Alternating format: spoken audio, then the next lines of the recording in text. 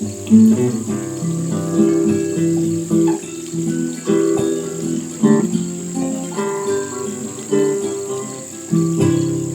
my bucolic life, the ugly city strife. Horses, chicks, and dogs, they are my neighbors. I cook and some spin, and move the horses into the barn, and time to move them out again. Red barns, green pastures, beautiful white houses, the view I see each day when I arise. This life pleases me, as it is plain to see. I'm living my bucolic life.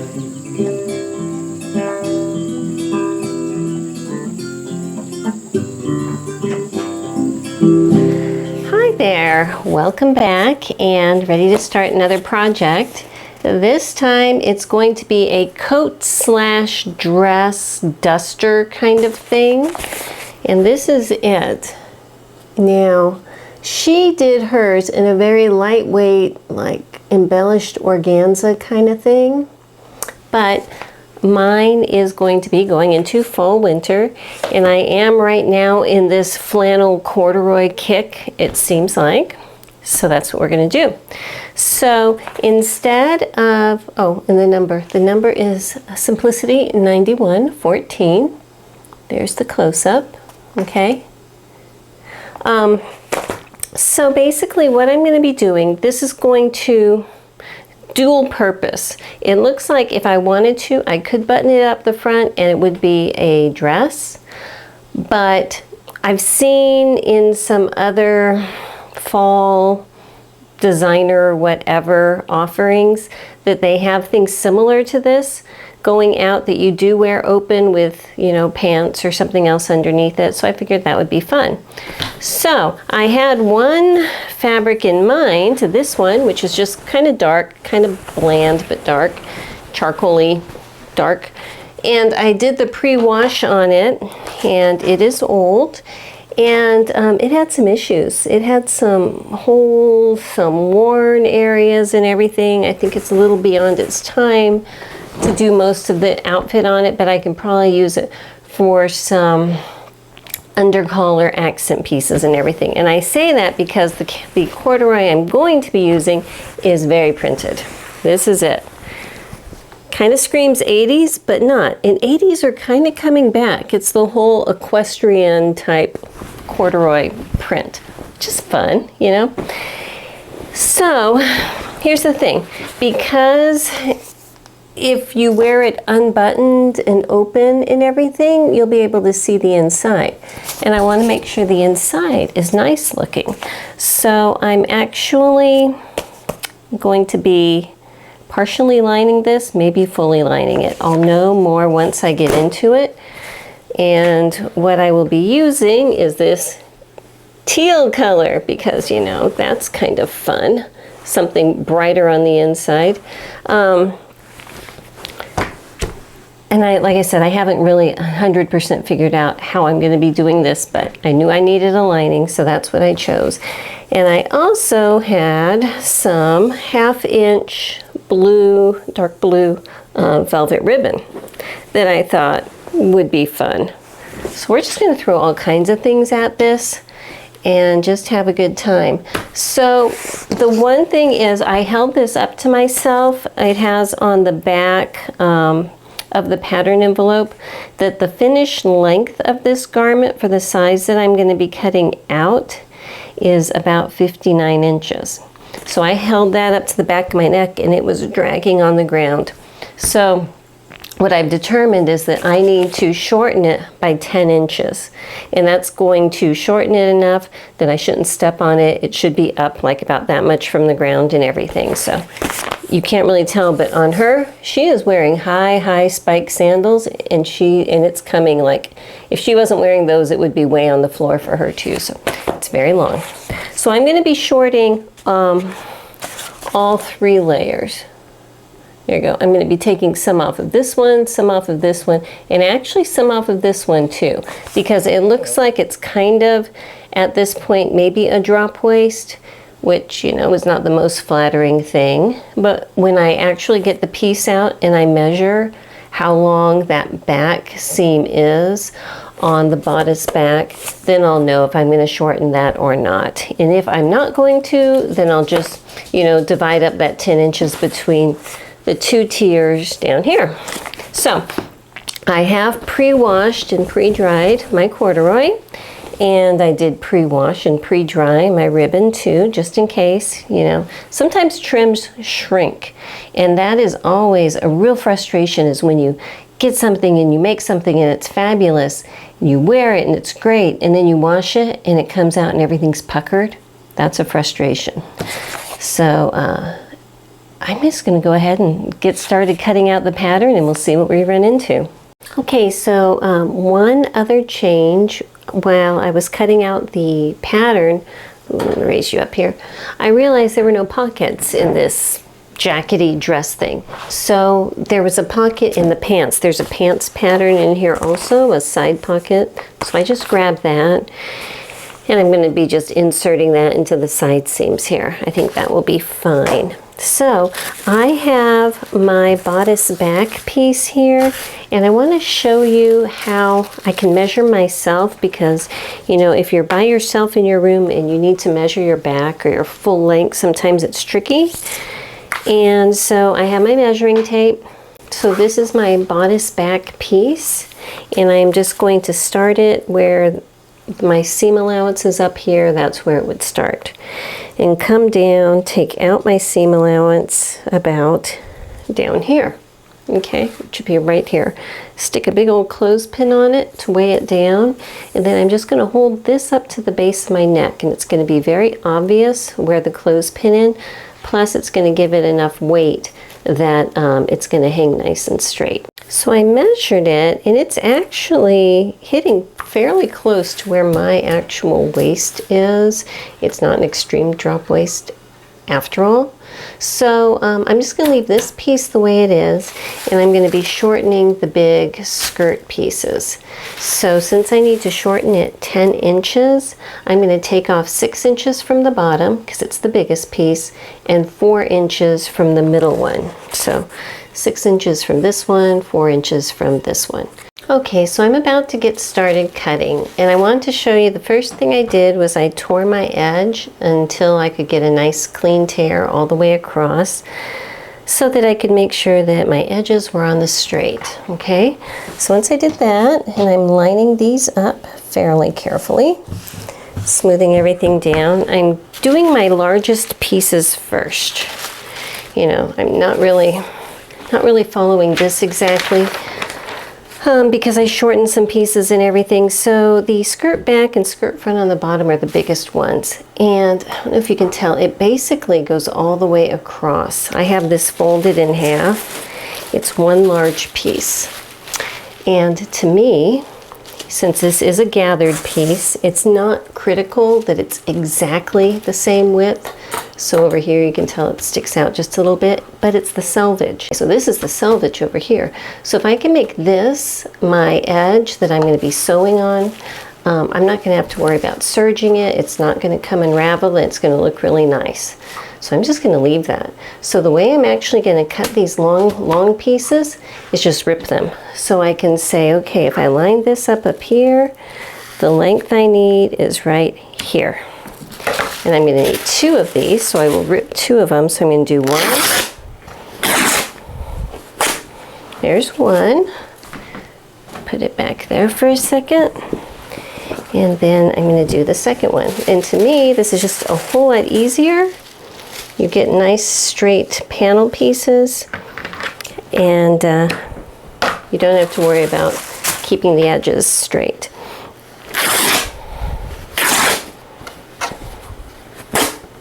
Okay, so there's the back. So I'll do the big bottom front pieces the same, and then the upper tier is about half that width.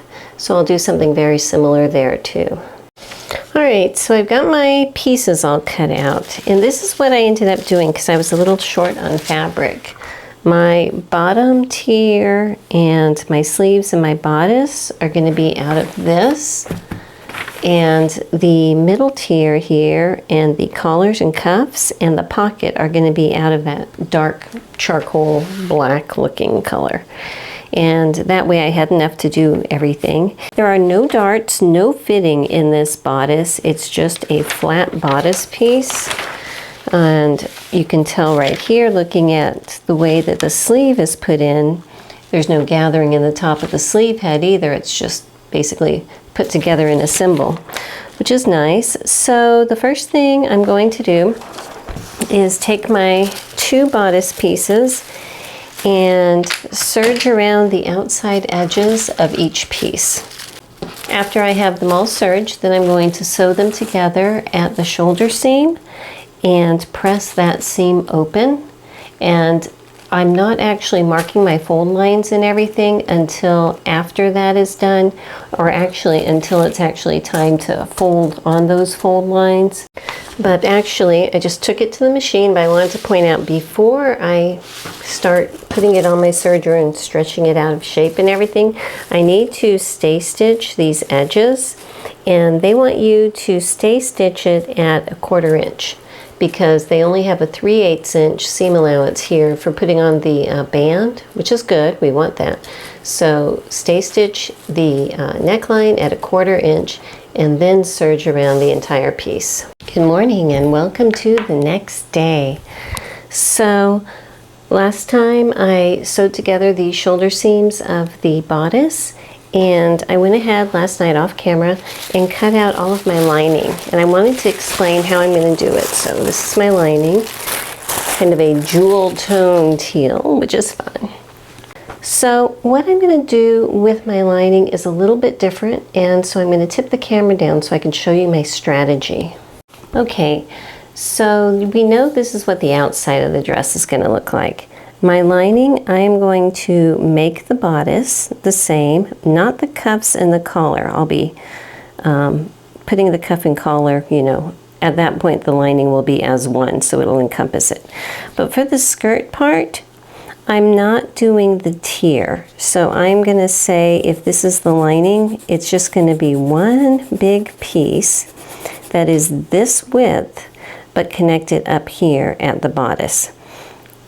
And so because my lining is so much thinner than the corduroy, of course, having all those extra gathers up here shouldn't really impact it at all.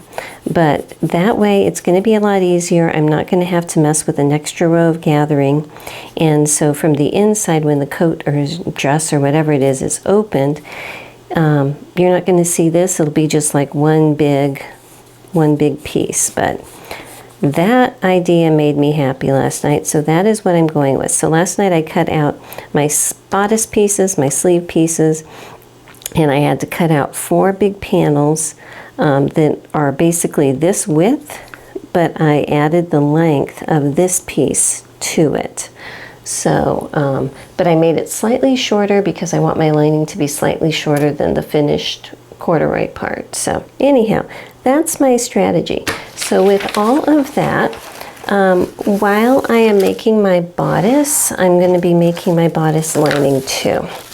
So the same thing that I did with the corduroy, I'm going to do with these 2 pieces. This is my front and my back. And for all of my pieces that come up to where the fold is, because there's not really a band, it's just like a double fold kind of thing here. I have all of them laying against a selvage on the corduroy and on this one, so that's kind of nice. That way that's, you know, not going to be an issue.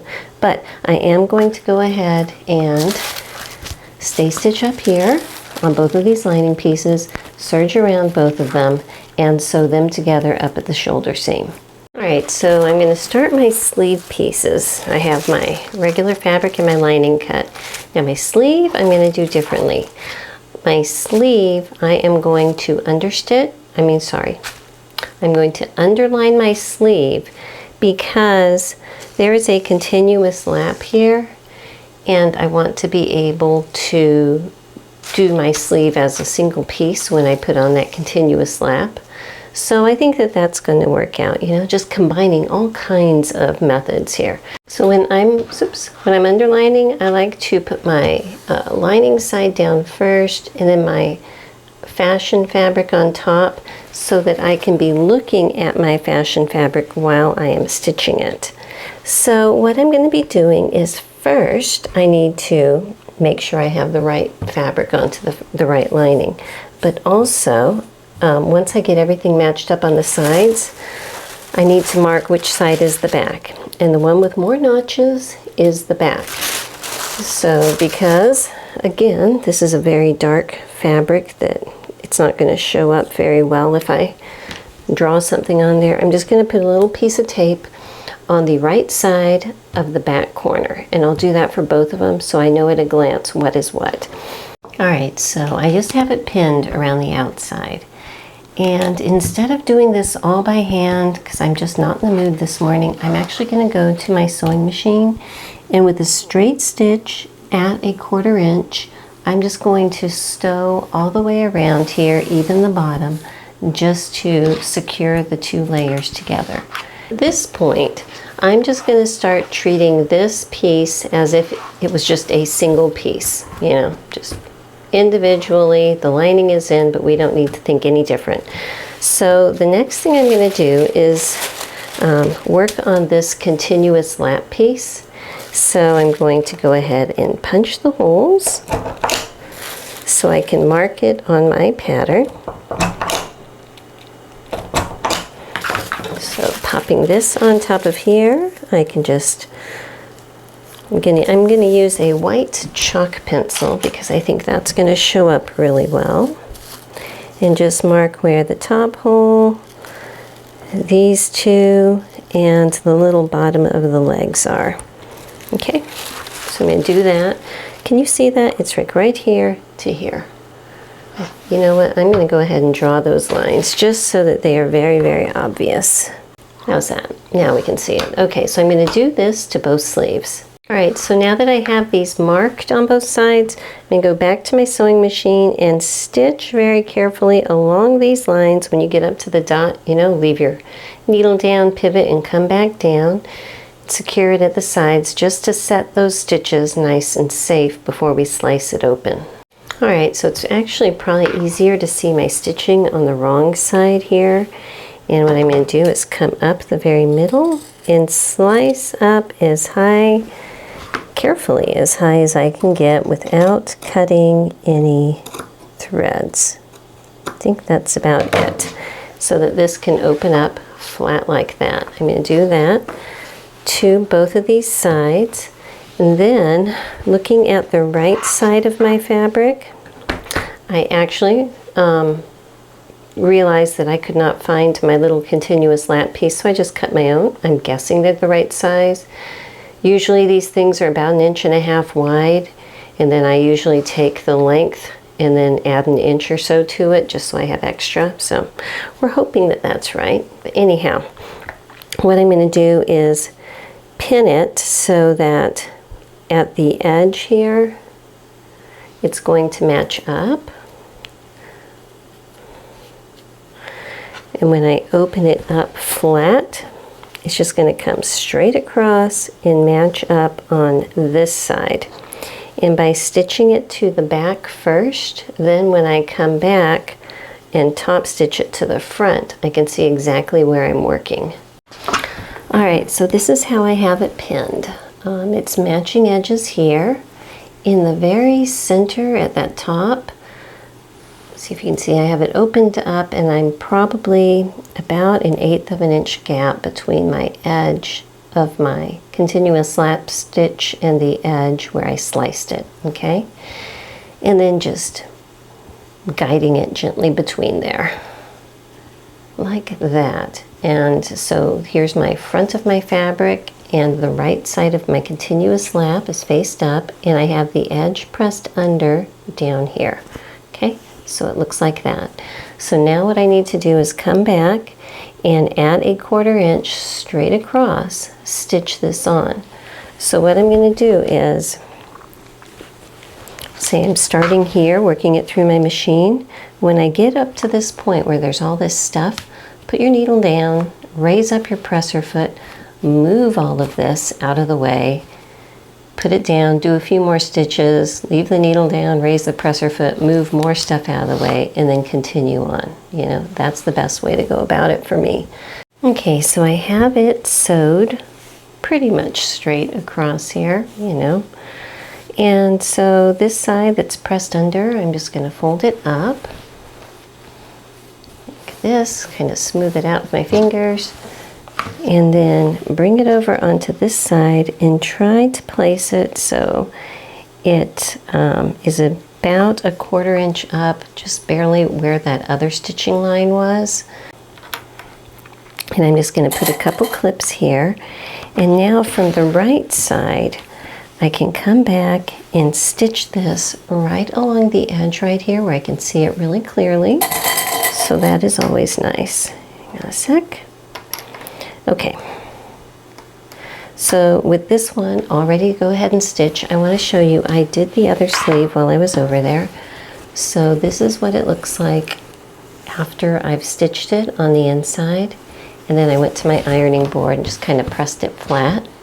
So now I can fold these two in half. So on the right side, they're just kind of sticking straight up in the air right here, okay? What you need to do is, I'm going to do it with a needle and thread because it's easier. This is really thick and small. Is just put a couple stitches right here at about 1/4 inch or so along this side, and that's going to keep it from wanting to open up. So then on the outside, you have a really nice continuous lap.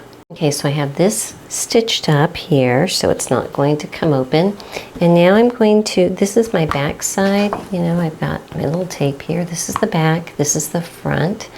And I'm going to fold it over towards the back, all right? So what I need to do is this piece of the continuous lap needs to lay flat against here. So I am just going to, while I have my needle and thread here, go ahead and just put a couple little stitches in there, very thick, just to hold it in place so that when I come back to do the cuff and everything, it's all ready to go. And leave that right there.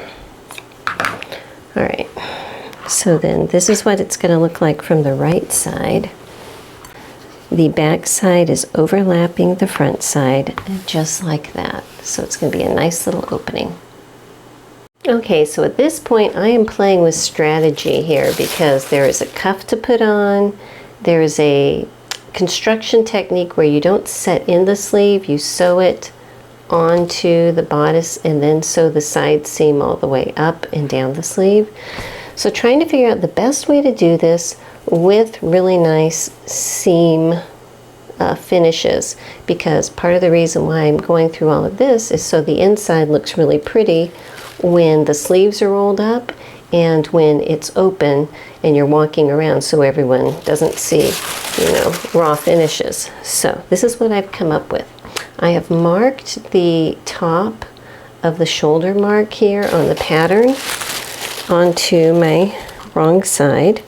I'm not too worried about these because I'm not gathering anything and it looks like it's just going to match up pretty evenly from the top to the edge, okay? And I do not have these sewed together yet. That is another issue I'll be dealing with later.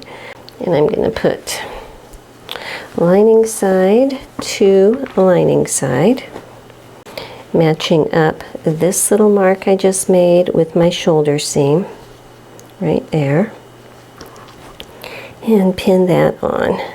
And then this should come all the way over here and pin over here.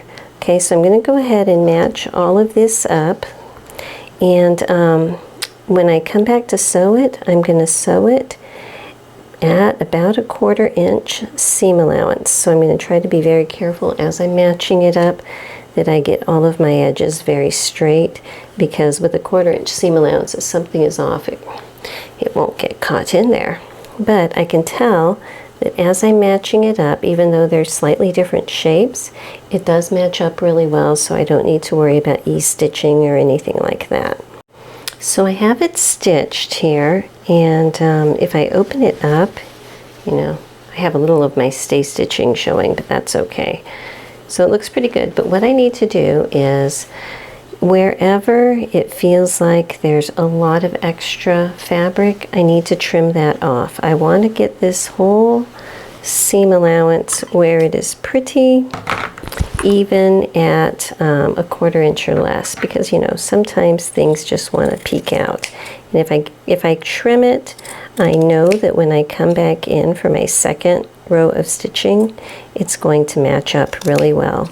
So I'm actually trimming somewhere between a 1/4 inch and an 1/8 of an inch down here.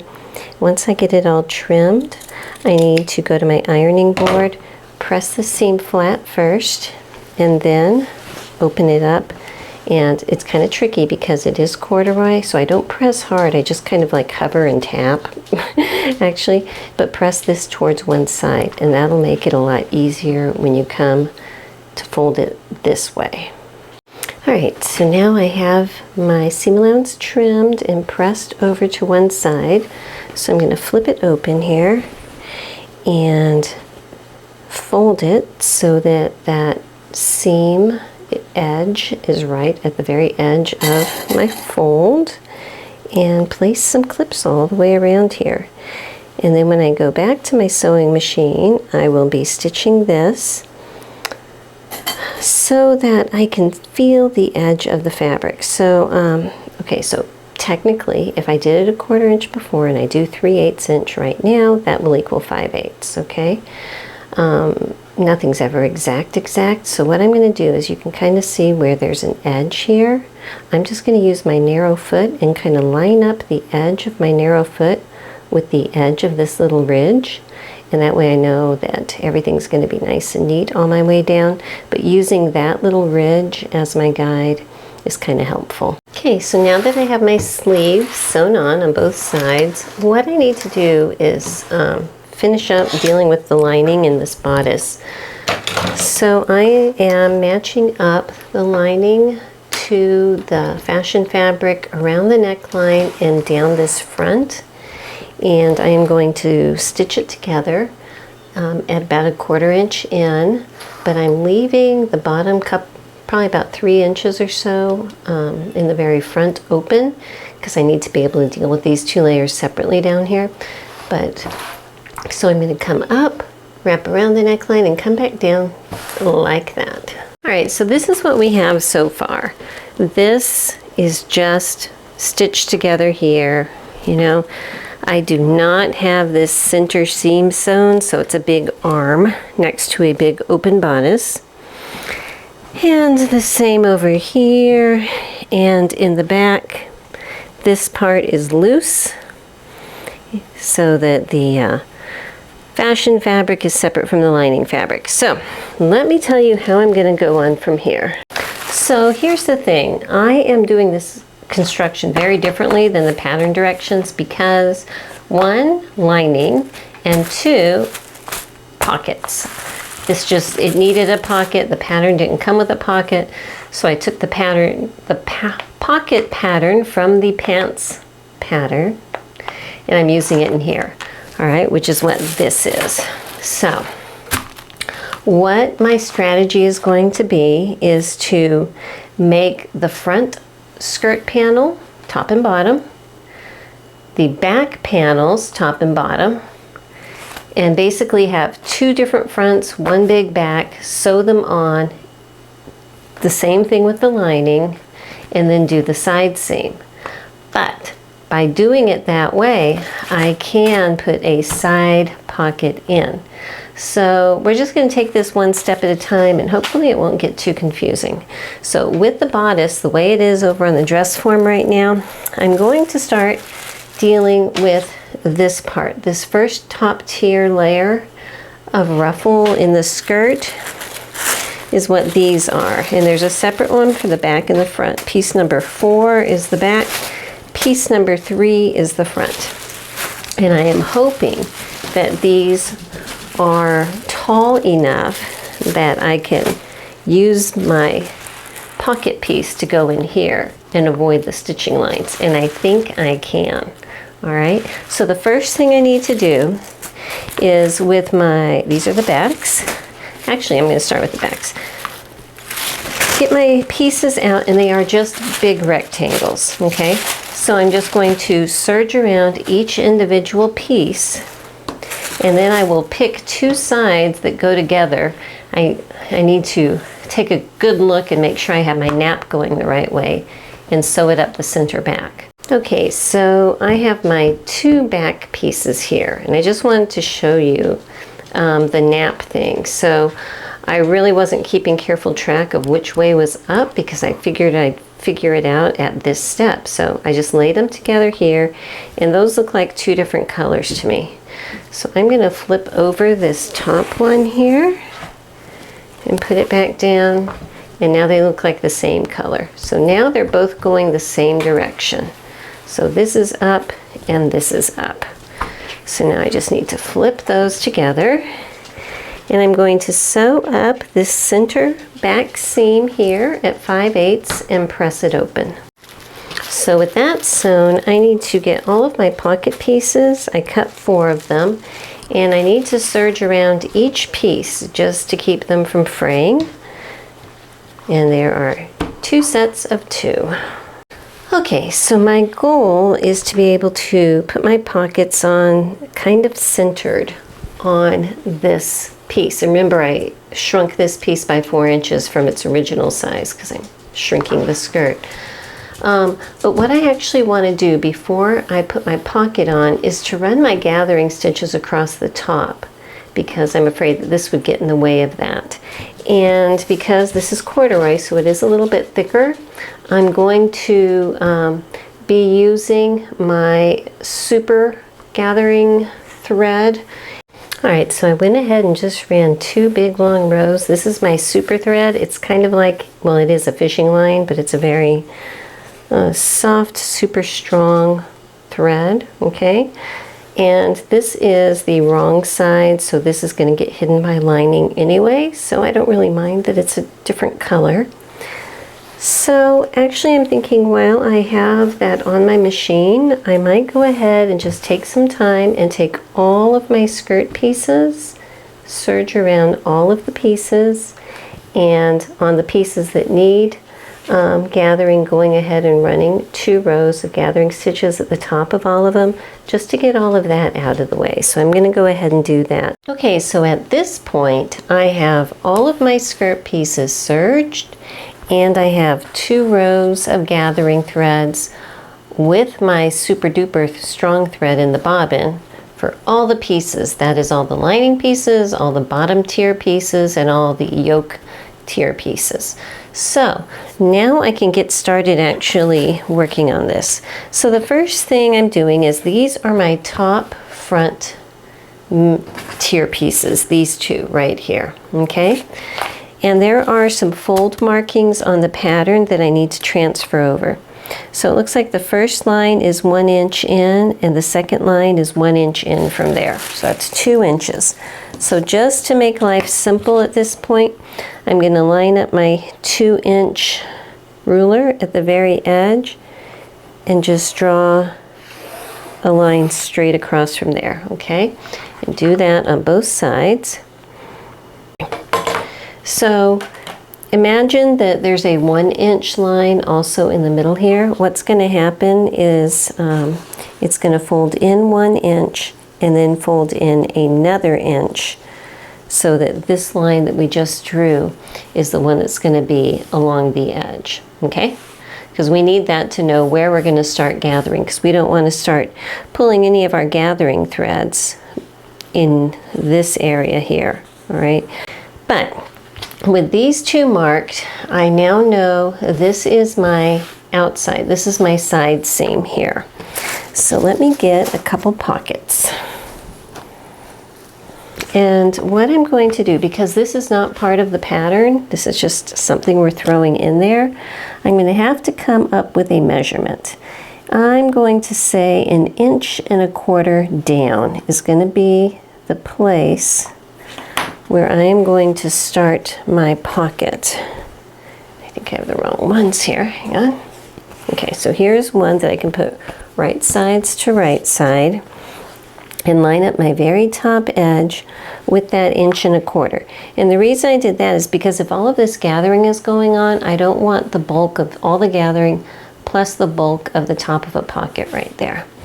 And not really a super fan of this point right here, so I'm probably just going to, when I sew it, kind of go like that.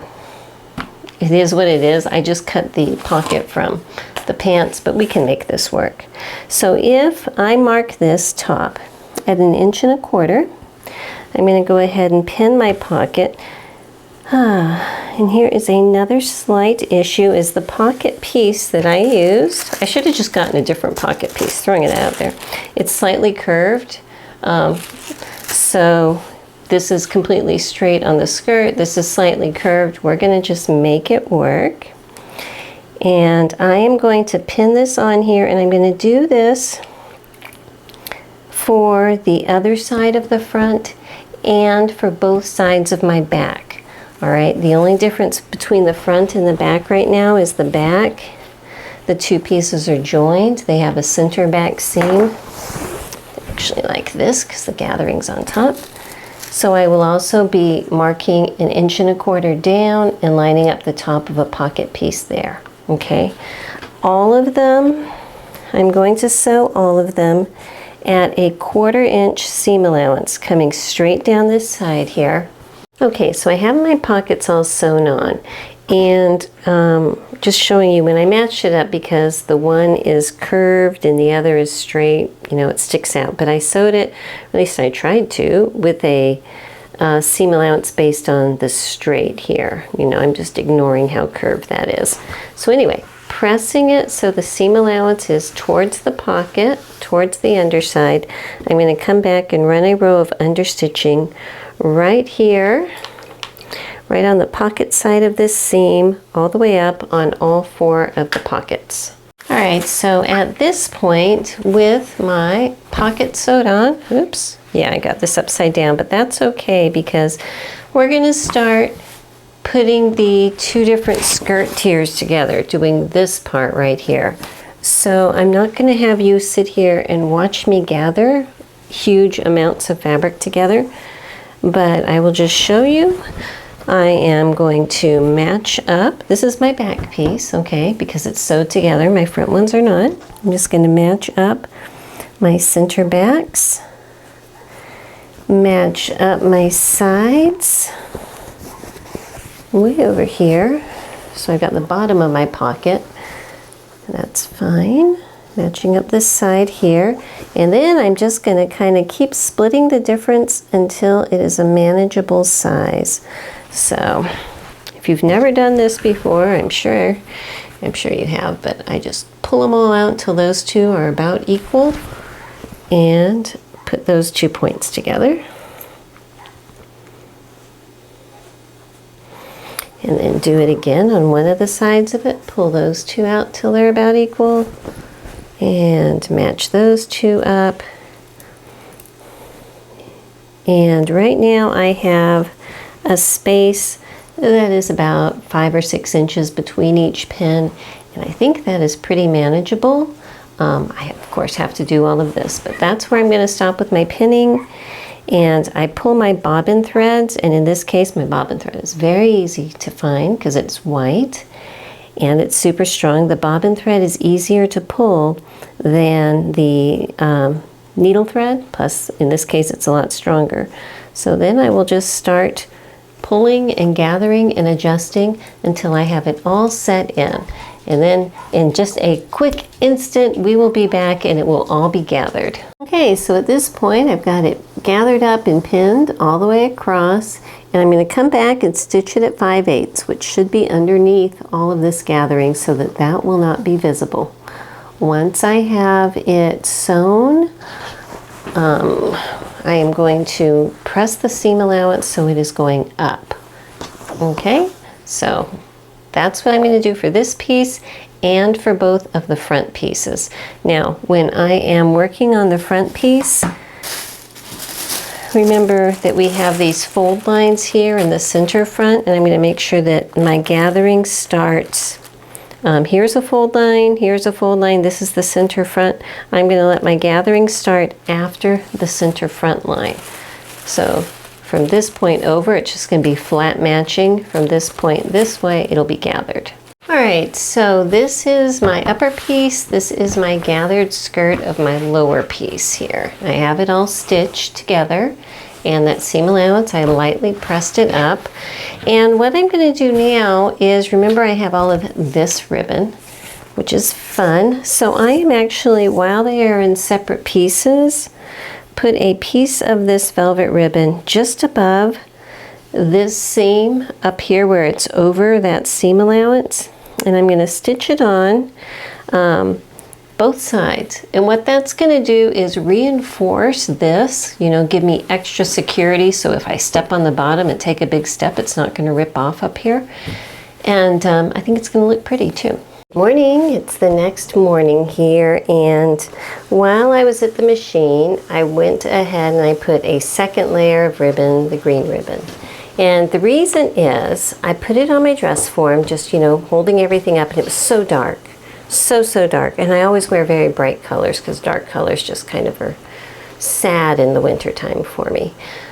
And it just looked like it needed a little more brightening, and I had enough of the green, and so I put it on. So let me show you what I mean. I have it still pinned up on my dress form. So here is the top of it, and then it was dark, dark, dark, dark all the way. So I threw in the green. Now, when you step back, I think it's going to be fine. So here's the thing. This is turning into kind of a Stevie Nicks style coat jacket, but if you want to over embellish something, why not do it with a big ruffled coat jacket with a crazy busy print? You know, sometimes you just need a garment that you can have fun with, and I think this is going to be the one for me. All right, so then after thinking about the ribbon and how dark it was, I was thinking about buttons, because I had picked out these, which are really, well, that's not going to show up. Hang on a second, let me pull some out. These little buttons have what looks like a snaffle bit on them. If you're an equestrian person, it's a kind of horse bit. And so I thought, oh, that'll be lovely on there. But I only have 8 of them. But I was thinking, okay, I can space it out. It is a coat dress. But I think they're small, plus they're dark. So I want to go for something brighter, and since there's hints of gold in that print, I think I'm going to want to do like a shiny metallic type of a button. So I'm going to rethink all of that. But I'm not done with trim. If I can find something else, I might layer it on here, because this is going to be very full. And, you know, if you've seen any of the, you know, fun Stevie Nicks sweater coat kind of styles on Pinterest or anything, I'm really kind of going to go after kind of a hybrid of that vibe plus warm, cozy corduroy, you know, so we'll just take it from here. All right, so I'm going to be kind of assembling this now, and I'm doing it in sections, and this is absolutely not the way the instructions say to do it, but of course, lining and pockets. So we figure it out as we go, and this is what I've come up with so far. I have one of my front pieces here, and I am pinning it to, let me move this out of the way. This is my front bodice piece here. This is the sleeve, you know, this is the waistband area. So I'm just kind of matching up here next to the opening. Remember, there's that 2-inch gap where it's all just folding under and folding under, so I don't want any gathers here. So I just put a pin here to start my gathers. And I am just, you know, doing my matching up halfway, pulling it all together and pinning it so that it's a nice even gather across here. All right, so now that I have this all pinned on, I'm going to sew it at 5/8, which should be underneath these gathering stitches. And then just like the other one, press this seam allowance up towards the bodice, like that. I'm going to do the same thing for the other side and for the back pieces. So I'll basically have my bodice, it's still open on the side, but I'm going to have it so that I can do a massive side seam coming up, going around my pocket, and going the rest of the way up. All right, I'm going to show you, this is turning into some kind of funky folk dress here. but I have it sewed here. I just have it pinned together there and on the side. But so you can see there is a lot of ease in this. So for a coat, I think that's good. But if you're making this for a dress and you want it somewhat fitted, you're going to need to take it in. If you just want a big, loose kind of dress, well, there you go. But I do have enough of this little blue ribbon that I can run it right across here at the very top. This is the seam at the bodice, where the bodice joins the skirt. So why not? I'm going to go ahead and do that on these individual pieces before I actually put everything else on and put it together. Okay, so this is this monster of a dress right now, inside out on the dress form. So I have on the right side all of this sewn, you know, but on the inside I need to attach the skirt. So remember, I cut the lining piece one piece, and I cut it the width of this bottom one, but the height of the bottom one plus this one, because I just didn't want to deal with an extra tier, honestly, and I think it'll be fine. So I have those pieces over on my table, and I'm going to do just like I did with this one, where I gather them and attach them to the individual front and back sections, just of the lining this time. And then once I sew those on at 5/8, again, press the seam allowances up, and hopefully we can go to the next step. This is the back, and I have gathered this lining on, and I just wanted to show how incredibly thick, or I would say how incredibly close this is gathered. If you're using anything except a super lightweight fabric like this Bimber rayon, it's not going to work, because we're basically gathering 90 inches of fabric into about a 20-inch strip. So that's a huge ratio there. So just thought I'd let you know, if you're thinking of trying it, make sure your lining is very thin, or make sure that your skirt panels are narrower. I wanted my skirt panels to be as wide as my bottom tier, just so I could get the full whoosh effect. There you go. I still need to do the front pieces, but I just wanted to show you incredible amount of gathers. All right, so I'm going to do this in a weird way, but you know, just kind of play along with me here.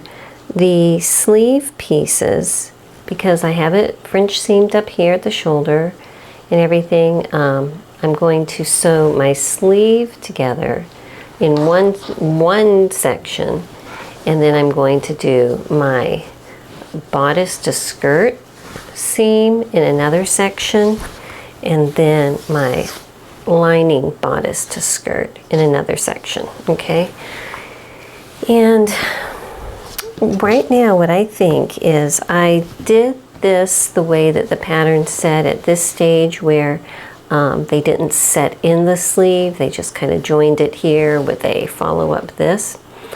I think if I was to do this again with lining, I would actually set in this sleeve, and that would solve a whole lot of issues right now, because I wouldn't have to worry about all of this kind of stuff. I could just set in the sleeve, everything would be fine. But it is what it is. They're very fat. These are very fat seam allowances.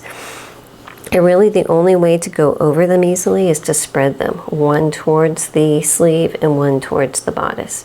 I'm not a huge fan of that, but I think that that's the only way I can get a smooth stitch across there, so that's what I'm going to do.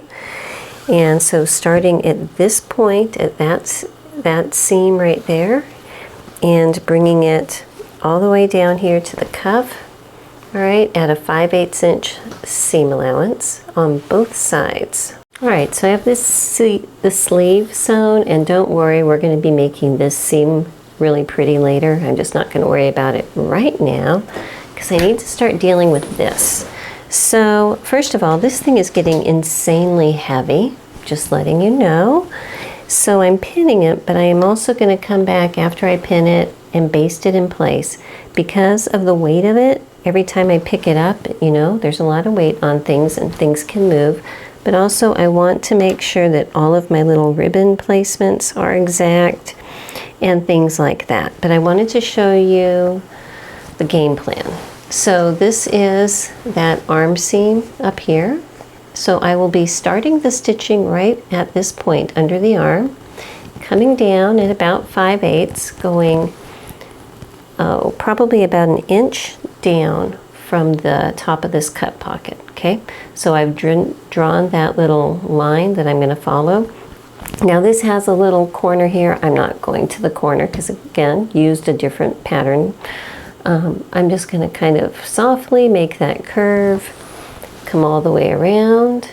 If you can see my little mark here, I'm going to come back up. This stitching line there is that green ribbon, and I don't want to interfere with all that, so I'm going to come up above it and cut over to, actually I can come up above it this way, sorry, and come inside this seam allowance here, okay?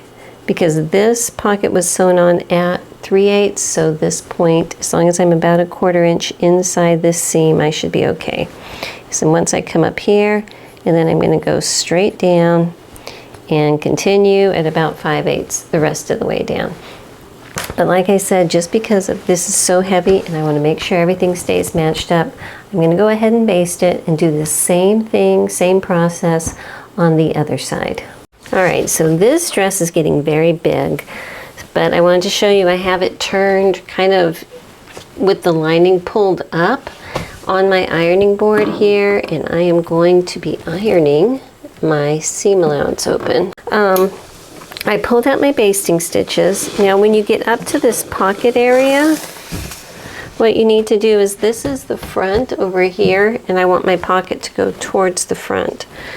So just under the pocket, I'm clipping this seam allowance so it can remain flat below the pocket and above the pocket. But down here at the pocket area, I'm going to press it flat towards the front. Okay, so here is my dress so far, the neckline, everything in here. So when I open it up, we're not worrying about the front so much, we just need to deal with these sides, securing the front piece to the back piece. So I'm going to kind of do the same thing I did with the mane, which is to get the fabric I don't need out of the way first. I'm just kind of flinging it up there. This is where it starts my arm.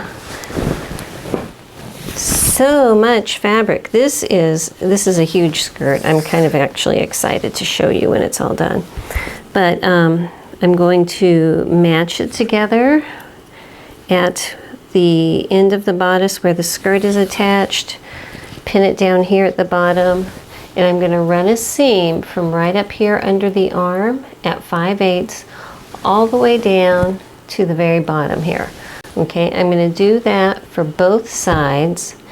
And this is so lightweight, I might not press it open because honestly getting it all over onto the ironing board and finagling it is a little bit of a headache, and I think that it's going to just lay flat on its own.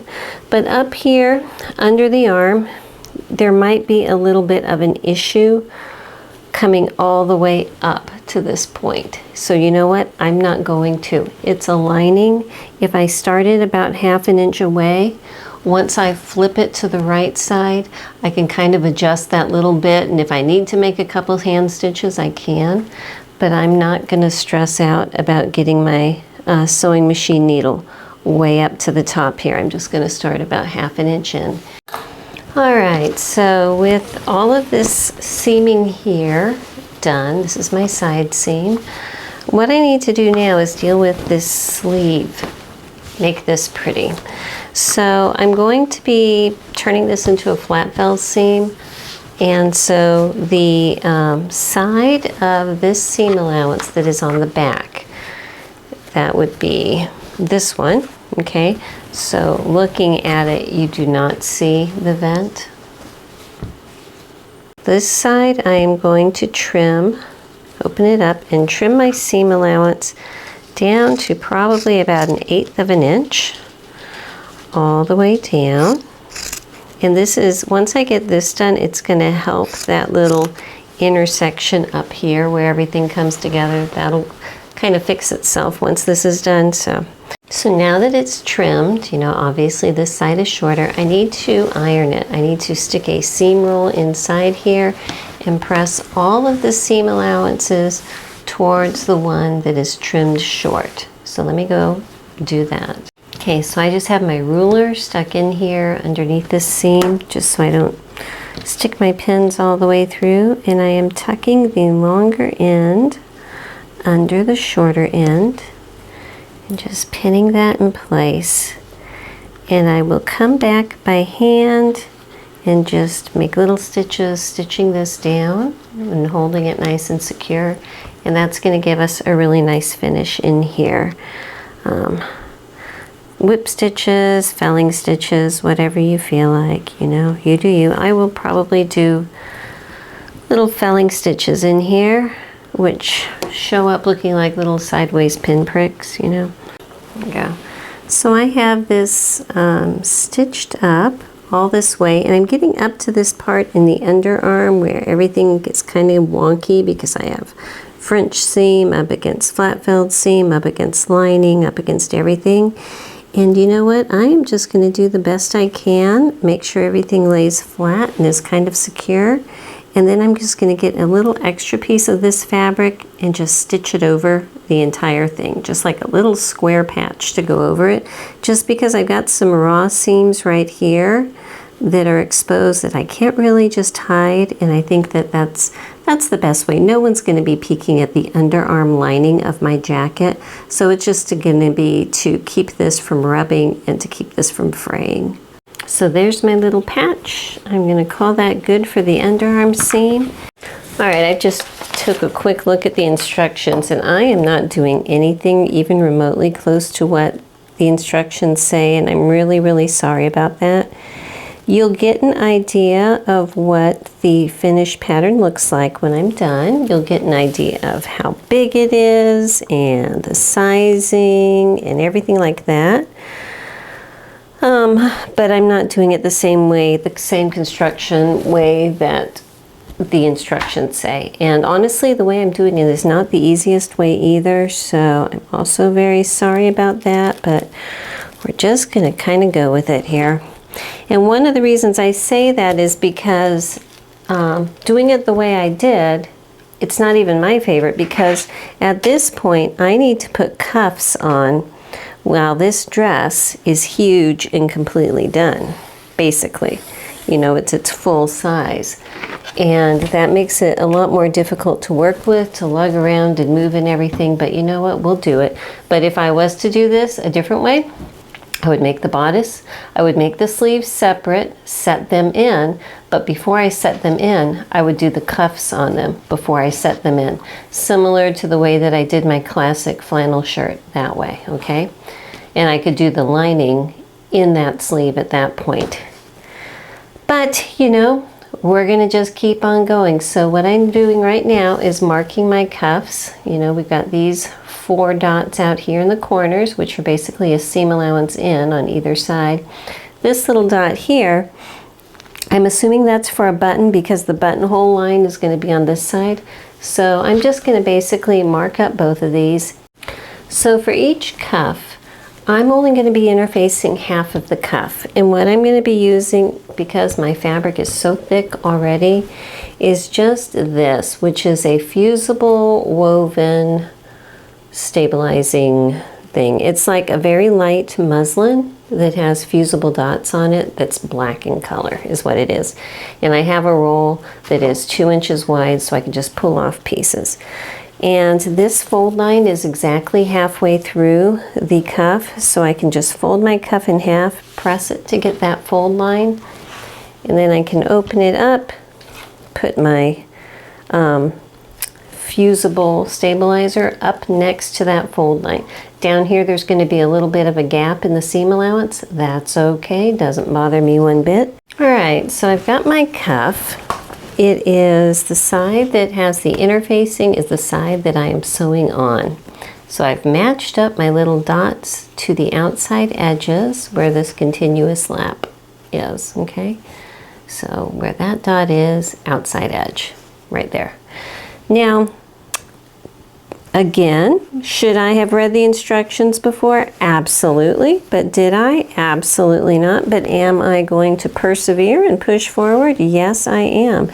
And what I'm talking about is I'm just used to continuous lap and tailored cuffs being something that's set in with one little pleat or two pleats at the most, and there you go. But no, this is a full-blown gathered cuff. And I do not feel like putting this under my sewing machine right now, setting this little sleeve underneath there. So I am just going to manually match up the center, make little tucks, and make it fit on my cuff, because I think that that's going to work for me. So let me play around with this and I'll show you how it turns out.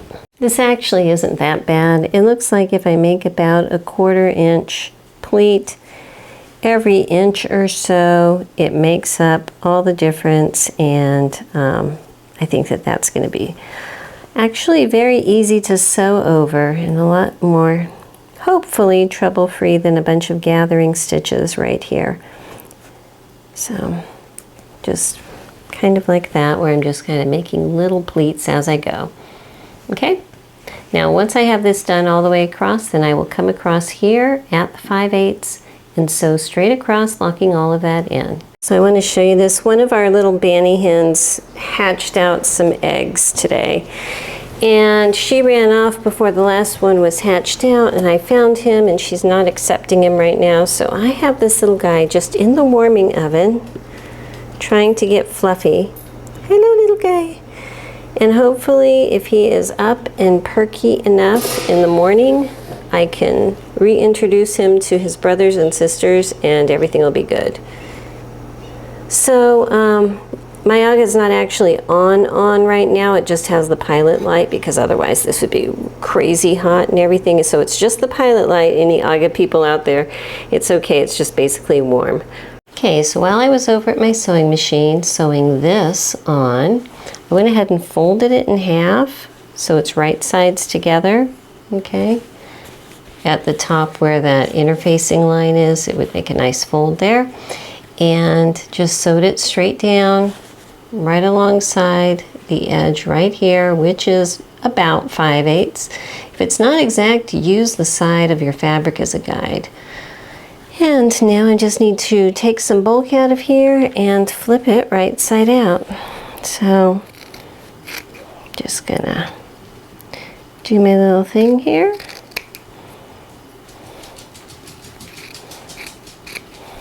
And I'm going to clip this corner also. Trim it up some just for fun. And flip this right side out. I am not doing 100% tailored collars and cuffs for this, because that's not the type of garment she is. She is more of a folk garment. So there you go. So looking at it from the inside now, I'm just going to fold in my little seam allowances down here and get it all matched up the best I can. And I'm just going to whip stitch this down all the way across. And I'm just kind of, when I do these things, just for fun, I just push it in kind of at a diagonal and then turn the remainder up. And that usually takes some of the bulk out of that little corner there. So just going to put a clip here, and then I'll fold the rest of this. Like I said, since I only have it interfaced halfway, I have a very defined edge up here. So I can just turn this under, match it up to that stitching line, like that. So I'm going to come across here, just again, kind of invisibly whip stitching it down, so I have a nice cuff on the inside too, because I'm probably going to be rolling these up and everything. So that will be lovely. So I'm contemplating not even putting this video onto YouTube because of this whole comedy of errors that it is becoming. But my vent's in the wrong place. My vent is in the front. It's supposed to be on the back. And I'm sitting here going, oh my gosh, why didn't I stop myself? But you know what? If I roll up my sleeves, nobody's gonna know. See? Nobody's gonna know. And that looks fabulous. So, and you know what? I think in general, this is such a busy print that if my vent is on the front, is it really going to be a terrible thing, you know? See, I stick with a fancy button on there. Is that going to be a terrible thing? Not really. I just can't believe I did that, so. But you know what? You guys have been with me on so many of these adventures, and you've seen so many mistakes I've made and everything, and we just kind of plow through, you know? This is not a serious outfit. This is a fun thing. And so, because it's a fun thing, I think I'm allowed to have backwards vent openings. So we're just going to leave it as that. I'm going to go ahead and put my buttonhole and my button, and we're just going to call that good and start with the front. But anyway, look at this picture here. It looks like their vents are on the front too. So even if mine are on the wrong place, in their illustration, it looks like their vents are, their plackets, I should say, are open in the front. And that doesn't look terrible, so I'm not going to have any hard feelings about it. So anyway, I'm going to be using my regular buttonholer to make my buttonholes on here. So once I get the other cuff done, exactly the same as this, I'll go ahead and open up my Singer 15 and we will make our buttonholes. I don't mean to make excuses, but yesterday when I assembled this sleeve, I think that the goldenrod flowers are blooming and I was having a terrible allergy sinus issue. And I took a sinus allergy pill. And it was kind of giving me like that Benadryl haze kind of thing. And so maybe the whole reason I did this was because of the allergy meds. You know, I think that sewing while taking Benadryl is a bad idea. I need to go ahead and mark for my buttonholes, and since everything else is kind of interesting, I am using these two buttons for my cuffs. They do not match, but I love them. And I have had them in my little baggie of miscellaneous goldish buttons for so long, and I think that they are close enough that they rhyme. And I think that that's what we're going with. This is a rhyming jacket. So I'm going to use a 13/16 size buttonhole on cam on my buttonholer, and I think that that's going to work, but I need to actually make some lines on here because that way I can see easily on my buttonholer. Now, so if I line up my ruler at these dots, which is where the edge of my cuff is right here, it looks like they want you to start the buttonhole 1/2 inch up from there. All right, so I'm going to, this is the over part, so the over part gets the buttonhole. So I'm going to draw a little line at 1/2 inch, actually with my chalk, because I can. Okay, and then the next thing I'm going to do is make a line this way, halfway up my cuff. And so right now, I am at a little less than 2 inches. Okay, I'm at 1 7/8 inch. So I'm going to draw a line at about 1 inch in here, or thereabouts, a little less. And that is going to be the track for my buttonhole. So I can start here and work my way that way. And my buttonholer, as you probably know, it makes it the size itself. I just need to give it the starting point in the track, so that's what this mark is. I have another video showing my buttonholer, so if you're interested, you can go look at that, but I'm just going to go ahead and make these two marks on both cuffs, just like this. Okay, so I'm just going to get it all lined up here. Get my needle in its good starting position. And there we go.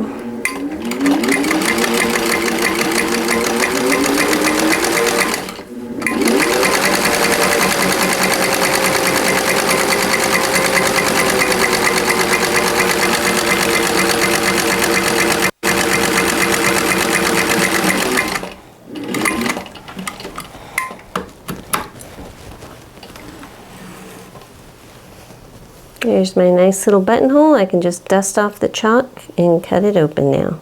So this is where we are on our massive folk dress coat thing so far. Kind of fun.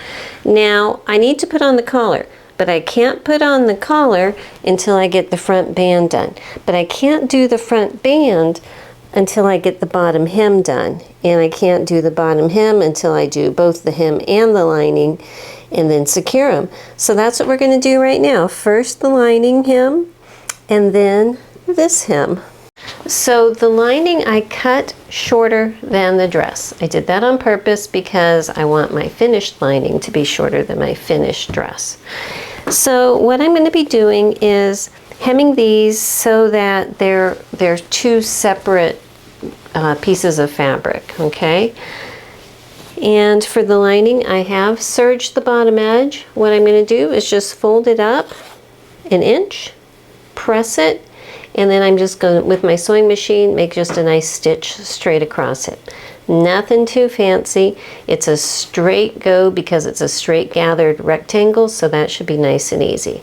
Okay, so I have this hem just sewn.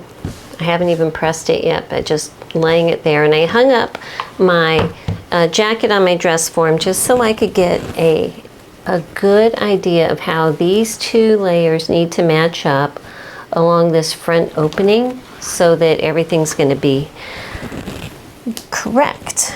And so I have that, and what I need to do before I can actually get into this part down here is I need to stitch this on. I'll probably just do it by hand, you know, some big old long basty runny kind of stitches along this edge just to hold that together, because I'm going to get down here and remember we have those two lines. There was a 1-inch line and then another 1-inch line. So it's basically 2 inches we need to have this folded in. And I've just drawn it with my chalk there. So my finished edge is going to be here. Now, they had it, so let me move this pin so it's easier to fold, so that this edge here is folded in a full inch. I might make this actually a little bit wider because my fabric is so thick. I might fold it under 1/2 inch and make an 1.5 inch wide band. That doesn't really impact the collar as long as this finished edge is in the same place. Okay, so I have this just basted together on both sides. The bottom couple inches is free just so I have plenty of room, you know, to deal with stuff here. So what I need to do now is turn up my bottom edge. I'm going to go 1.5 inches, okay? Once I have this all turned up and pressed, I'm going to turn the top edge just under and press it again so I have a nice clean edge here, and then machine stitch it right across the top of this so I have nice solid hem all the way across. All right, so I've got this hem down here all sewed in. And now I need to start working on this front edge. So before I fold things in here, I want to make sure I have a good guideline of where my final edge needs to be, which is 2 inches in from the outside. So I am just going to go through and mark it on the outside because that's the place I'm going to need to have that mark more, and hopefully this yellow chalk will dust off. If it doesn't on its own, I can make it come off with a little damp rag. Okay, so now that I have it marked all the way down where the final edge is going to need to be, I am actually going to fold it along that edge right now and put little clips just so that I can have that set, and then I'll come back on the inside and tuck this edge underneath. Now, here's the thing. This should be interfaced, and I don't have interfacing in here. I did not put it on the fabric before I enclosed it. I should have, but I didn't. I do have that 2-inch wide woven interfacing that I used on the cuffs. So actually I'm going to pull this off. And I am going to come back, and on the inside I'm going to fuse it to the lining. This is the total wrong order. This is not how you should do it. I should have done it on this before I sewed this closed. But you know, at this point we are just making it work, and it's going to be invisible. So I'm going to get that long strip of woven interfacing, 2 inches wide, and just fuse it to this whole edge on both sides of this, okay? All right, so with my interfacing fused onto my lining, I know, please don't judge me. I am turning this outside edge in about 1/2 inch, putting some little clips here, and as soon as I have it all clipped, I'm going to go to my sewing machine and run a row of stitching along this edge just to secure it and keep it folded in nicely. Good morning, everybody. This is Aggie. She's named, so that means that I think she's going to make it. She's actually doing a lot better than I thought. When I found her last night, she was still halfway in an egg with her head all crooked and very wet and cold, so spending a night in the 𝐥𝐤𝐤 warmer just did what she needed. So I'm hoping that once she gets feathers and she's strong enough, I can put her out and she can become a real chicken. But right now, see, she's shivering. I need to go put her back in the warmer. But I just thought I would share. Little Aggie is doing pretty good. Now, she's a Banty. I don't know if you know anything with chickens. Banties are like miniature chickens. So they're like a half size. They're like the Singer featherweight of chickens. But anyway, I think that she's going to be okay. I'm guessing it's a she, but I'll keep you posted. So back with my funky boho jacket. All right, so at this point I have the edge folded under about 1/2 inch and stitched in place like that. And now remember, we drew this line. That's the point that I need to have my final edge at, so that my collar is going to fit it, all right? And the reason that I know the pattern calls for turning it under 1 inch and then under a 2nd inch, but that's going to give me a narrow band. And with something this loud and exciting, I might want to use some bigger buttons or something. I actually haven't decided on that yet, but I want to have that option. So by folding it this way, I have a much wider band I can work with, and I think that that's going to look nice. But like I said, the important thing is that this edge is where it needs to be. So I'm just working my way down and folding it along that line that I drew last night. Aggie's chirping away, pecking at her food and taking her drinks of water, so we're happy for her. And once I have this all folded under, I'm going to come back. And hang on 1 second, I need to do this right here. I tried to make it so that I did not put any gathers at that inside that 2 inch mark. But it looks like I have some right outside of it and it wants to complicate my life. So I'm fixing that.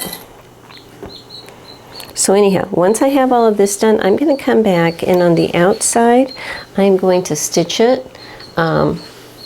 Probably just edge stitch it, like about 1/16 of an inch in, and that's going to give me a nice edge here. And then I can come back in, and on the inside, I can use this edge as a guide to run another line of stitching down it. Because once this is secure, I know that this side isn't going to be moving at all. So that is my plan. So first thing is to clip both sides and stitch this and try to keep little Aggie from having a nervous breakdown over there. See, this is the problem with a single little chick, is they don't do well being only children. They need a mother or they need others. So I have some of this funky yarn that looks like fur. I just tied a length of it into a knot. I'm going to try to make her a friend. Do you like your little friend, Aggie? Oh dear, your friend is shedding faux fur into your mouth. That's not good. I know, okay. Anyhow, we'll see what we can do. She, unfortunately, looks like she's bonding with me. And I say unfortunately because I want her to be a real chicken. I don't want her to be a pet, but she is adorable. So anyhow, as we do, as we do. All right, so I did this second row of stitching in here up to about, oh my gosh, where am I? Here. I went all the way up, and this is the top tier. This is the bodice, this is the top tier. And I stopped right here because I could see I was going to be getting into these gathers and it could cause issues. So, you know, abrupt change of plans right there. This is all still loose. This is stitched on the side, but I think I'm just going to do this, you know, kind of by hand because I don't want to tack down these gathers right here. I think that that might be a little bit obvious. So I'm just going to leave it loose, and this part, you know, I'm just going to leave that there. But when I do this other side, I'm not going to do that second row of stitching on the inside. This part here, I'm just going to kind of whip stitch the entire thing down. So there you go. Two different ways, two different sides, but it's not going to be terribly visible either way. Have you ever gotten into the middle of the project and you're thinking, what was I thinking? That's where I am right now, but it's too late to stop now, so we're moving forward. So I need to cut interfacing for my collar. I am just using this fusible Pellon featherweight. You know, it's pretty crisp actually. So I'm going to cut one of these out, fuse it to one of my pieces, and then we'll get started getting this collar assembled and put on the jacket. All right, so I've got them. This is my interfacing. It's black, so it's kind of hard to see, but I've got them laid here, both pieces, right sides together. And I'm just going to be sewing the top up here because this is an all-in-one collar. It's got the collar and the band together. I only kind of get one shot to make my collar look nice.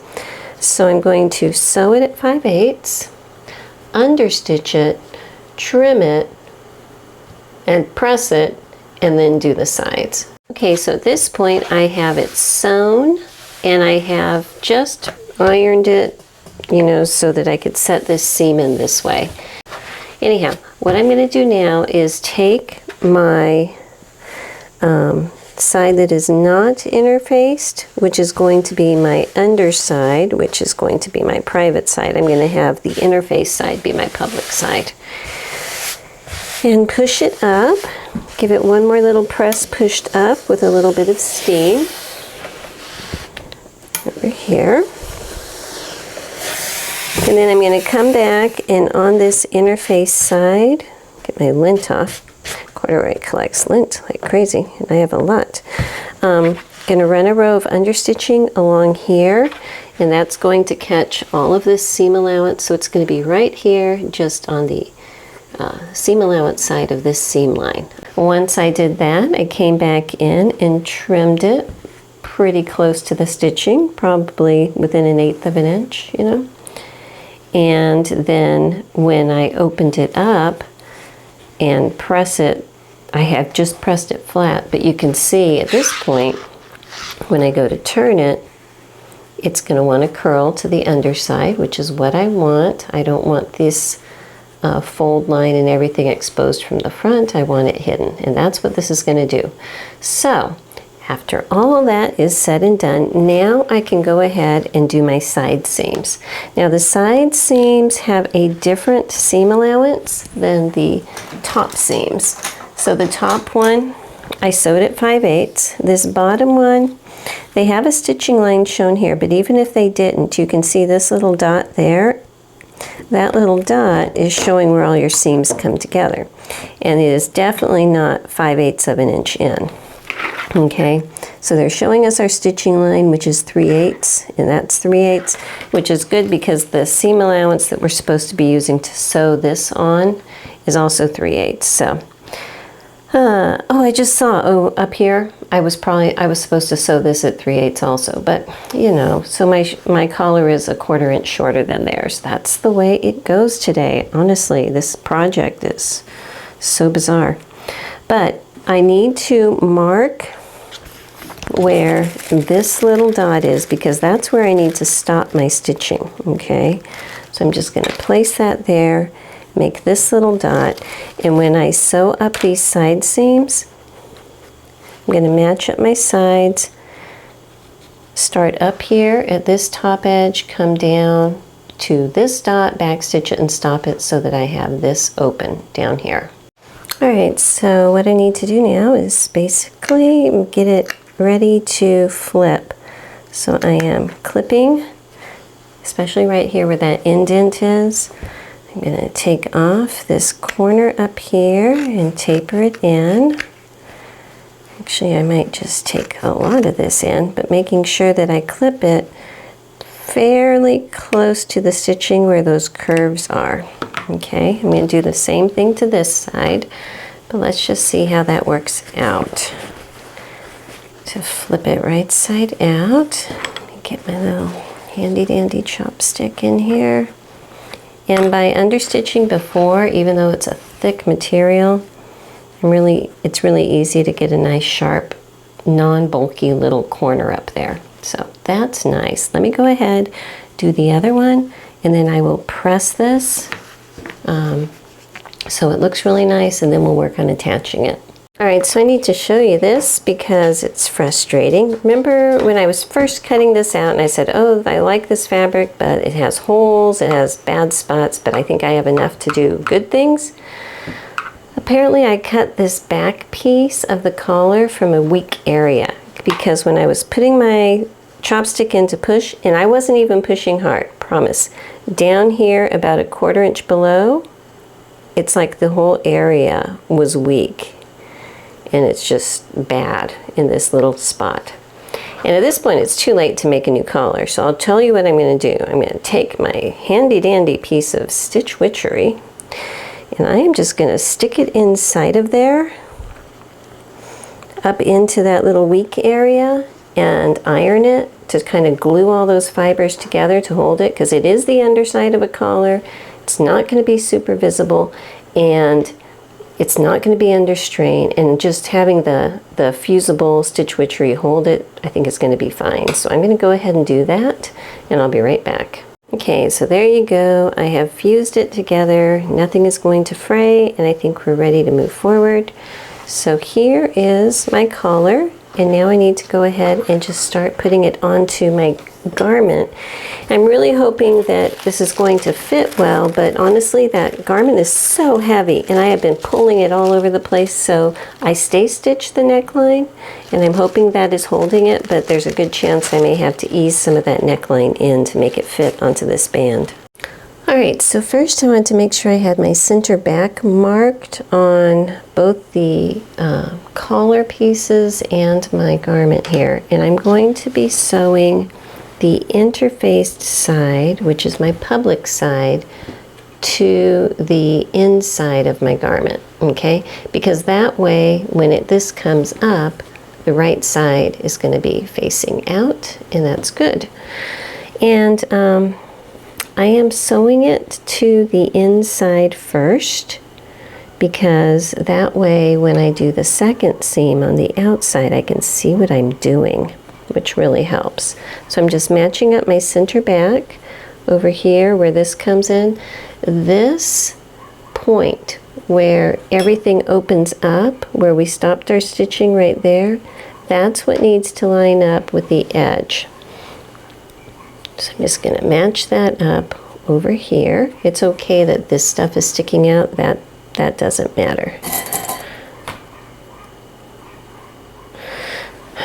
My husband's playing out there unloading stuff with the tractor, and the dogs are going crazy, so that's what their barking is. There's no problem. Okay, now remember we're sewing this at 3/8, so that's going to actually make life a lot easier. If you ever are doing this and they call for a 5/8 inch interfacing, trim off at least 1/4 inch and do 3/8 in the beginning. You will be so glad you did. So now it looks like it's actually matching really well. So happy that those stay stitches have done their job. So I'm just going to go ahead, clip it the rest of the way around, and get ready to stitch that. So I was just looking at their instructions, amazingly, And they're going to tell you to sew the collars to the outside first. Oh, excuse me. Anyhow, telemarketer. They're going to tell you to sew it to the outside first. I would not do that because collars can be troublesome. And I put the interfaced side on the inside because the interfaced side is going to be harder to sew smoothly. If you're going to get puckers, chances are you'll get it when you're sewing the side with interfacing. Okay, like there's a tiny little one right there, but you know, who cares because it's on the inside, you know? So if you sew the inside one first with the hardest side to sew first, then on the outside, I have perfect control and all I have to do is just come back, tuck it in, and make sure that when I fold it over, it's lining up exactly where I want it to go and pin it, and then I can just top stitch it with seeing exactly where everything is, and the side without interfacing is much more moldable. So that's how I would do it. You know, the instructions will tell you the opposite, but this works better for me. And as far as dealing with your curves, I do come in and make clips so that that thick seam allowance will curve outward like I need it to get a nice collar line. And also up, hang on a sec, up here where all of this thickness is, I am going to take off the jacket part. I'm leaving the parts on the collar band because they are not as thick, and I can just tuck that in and bring it in and pin it just like that.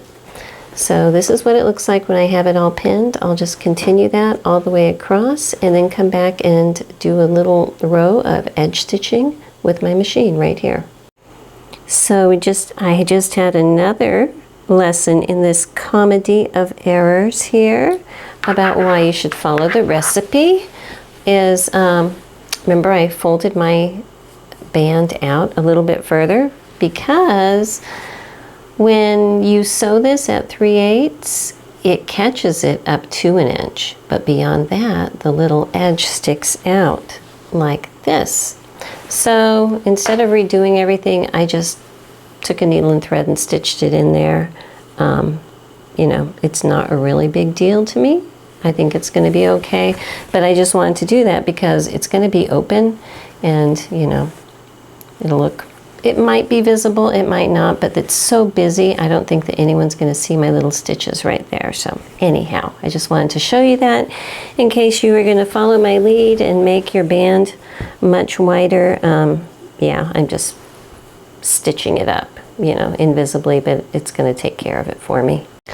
All right, so I just tried this on just for fun to see what it was like, and this thing is huge and heavy and wildly large, and I can't wait to show you how big it is. You can't really tell from this picture, but I can hold both sides way up over my head. It's that full. It's crazy full. Anyhow, because of all that, I'm never going to wear this as a dress. I'm only going to wear it as a jacket, robe, whatever, covering kind of thing.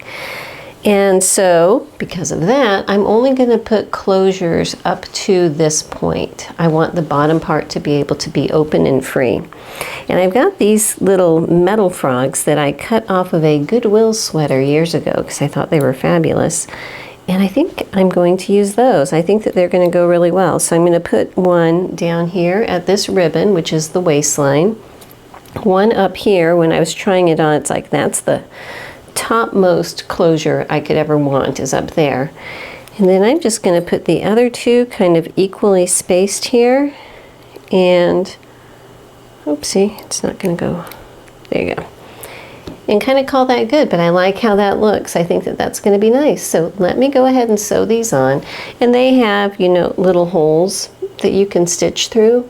And so I'm just going to remeasure just to make sure that they are spaced the same distance from each other. Hand stitch these on just so that the top, so I want it to match. It will, size-wise, I have plenty of room, so I can overlap it if I want, but for this kind of closure, I just want these two edges to match up together, so I'm gonna make it look like that. So let me do that and I'll show you the final result.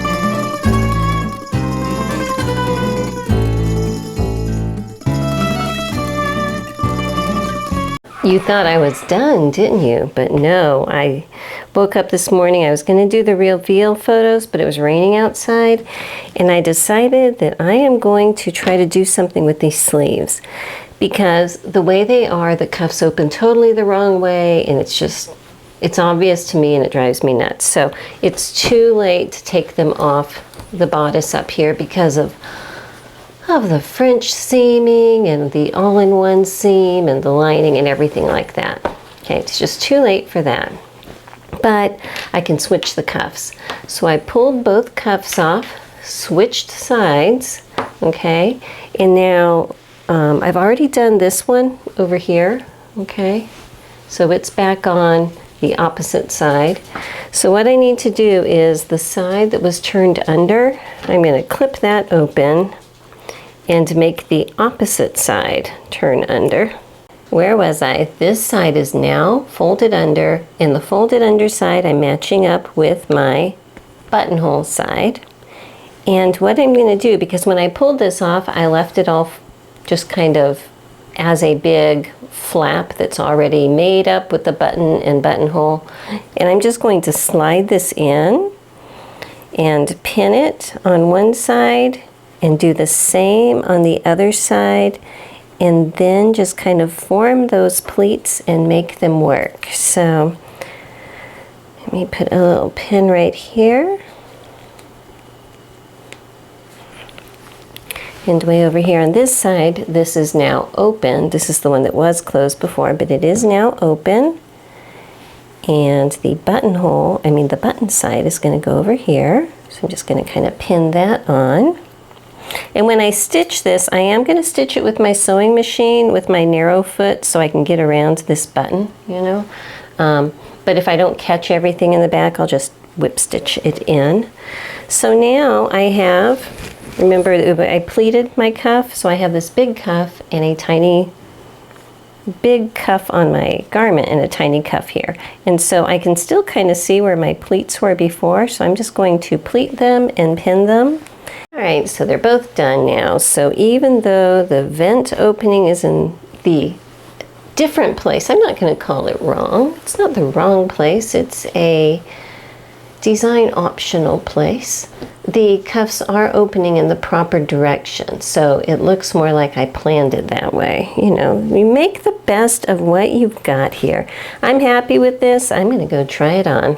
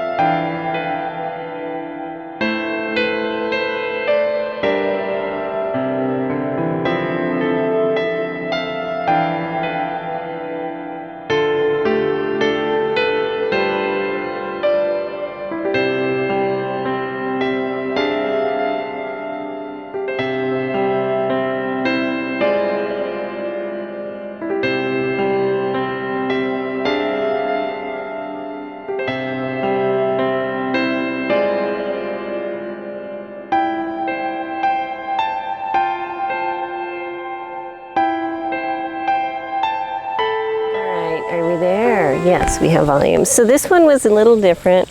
It was kind of fun. I have decided that this is going to be my going to the Arts and Crafts Fall Festival jacket. You know, I think it will blend there. I don't know if it'll blend anywhere else than festivals, but I think it will there. And it is fun. Did you see how big this thing is? It's huge. Very swooshy, and it's warm. It's because it's all corduroy. Pardon the cat. Because it's all corduroy, it is very warm, so I like it. So kind of different. And you know, I did not follow the pattern because I did line it, I did do other things, but I think that if you were going to make this pattern, the fit would be the same, okay? I did not change the way it fits. Sorry, hang on, this cat keeps rubbing on the tripod. Go. I didn't change the way it fits. And remember, I shortened the length by 10 inches. So it has a super, super long length on this skirt. It still is just a few inches above my ankle. And I didn't want it to be dragging on the ground. So if you're going to make it, be aware. But it's got, you know, it's not darted and really fitted in the waist, but it's not huge either. So it's comfortable. And you know, the little deal with the sleeves, it is what it is, but we make the best of it. And sometimes you just have to have fun. Play with the ribbon, play with the colors, not worry too much about what other people are going to think, because honestly, if it makes you happy, that's important. So I hope you like it, and we'll be more on a traditional path later. Oh, and an update on Abby, Aggie, the little chip. She's doing okay. I've brought her outside a few times to try to integrate her with the mother and the other baby chicks, but the mother wants nothing to do with her and runs away, and Aggie's left sitting there crouching by herself. So I'm going to keep her inside until she's feathered out and can kind of fend for herself, and then I'll try to integrate her back with the flock. So that's that. Always fun. See you next time. Bye-bye.